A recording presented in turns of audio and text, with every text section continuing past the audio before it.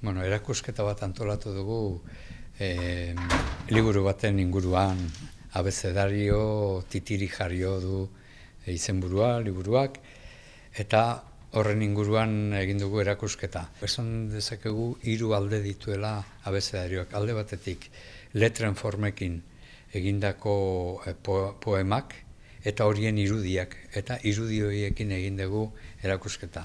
Gero daude letren soinuekin egindako ahokorapiloak, liburuan barruan daudenak, eta horiekin gaur tailerrean entzun eta errepikatuko ditugu, eta berriak egingo ditugu. 3 elementu edo daude hor, alde batetik natura, txotxongilo baten barruan natura irudikatua, eta naturan agertzen diren letrak, naturako formetan agertzen diren letrak, eta naturan entzuten diren soinuak, letren soinuak. Horrelakoa bildu ditugu grabazio batean, eta baita ere irudiak, batez ere gaurko erakusketa hau da irudien inguruan.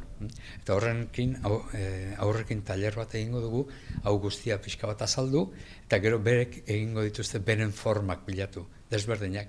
Horiek bilatzen ibiliko gara, eta baita hirian, naturan, eta horiek irudikatuko dituzte, eta gero beak sortzen dituzten formak ere bai, ari batekin, marrazki batekin, agian forma bereziak sortuko dituzte. Hori izango da tailerra abecedarioaren inguru, aitzakitza eta abecedario hartuta. Irudiak egin ditu Elena Laura pintoreak.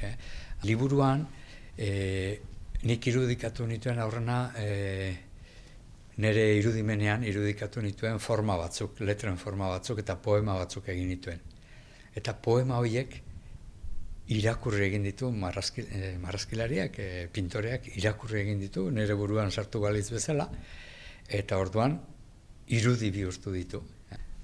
Tailerrean parte hartuko dute 6 urtetik 11 urte arterako aurrek.